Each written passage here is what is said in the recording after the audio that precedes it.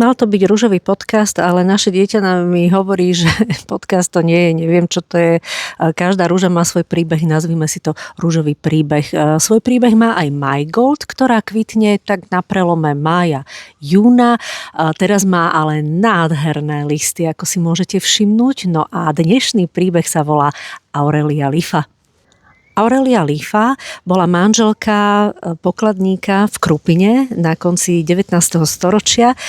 Jej manžel tam toho pokladníka robil zhruba 50 rokov a 40 rokov v Krupine žil aj Rudolf Geschwind, ktorý Aureliu Lifu vyšľachtil. Možno, že to neviete.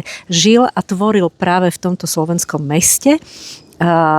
Ako lesmajster sa poznal teda s manželom Aurelie Lify, ktorá napokon bola svatkou Rudolfa Geschwinda, šľachtiteľa rúží.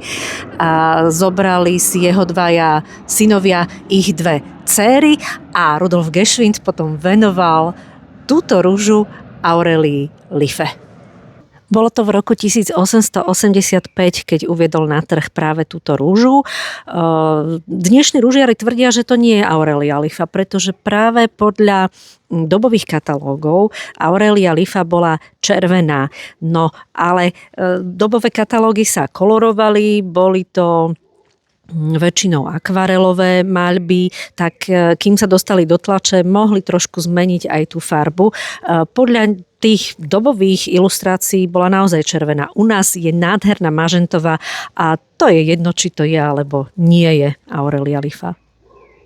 Keďže bola uvedená na trh v roku 1885, považuje sa za tzv. Historickú rúžu, pretože to sú všetky rúže pred rokom 1887 uvedené na trh. V roku 1889 zrejme aj ona reprezentovala Uhorsko na svetovej výstave v Paríži, kde Geschwind poslal vlastne takú kolekciu svojich rúží, ktoré nazvali uhorské popínavky a sú typické práve tým, čo na nej vidíte. A to sú tie girlandy takýchto bombúľ nádherných, plnokvetých, s krásnou vôňou a farbou. Uhorské popínavky si predstavíme ešte ďalšie v našej záhrade na budúce. Teraz sa s vami lúčim spod našej krásnej Aurelie Lify. Čaute.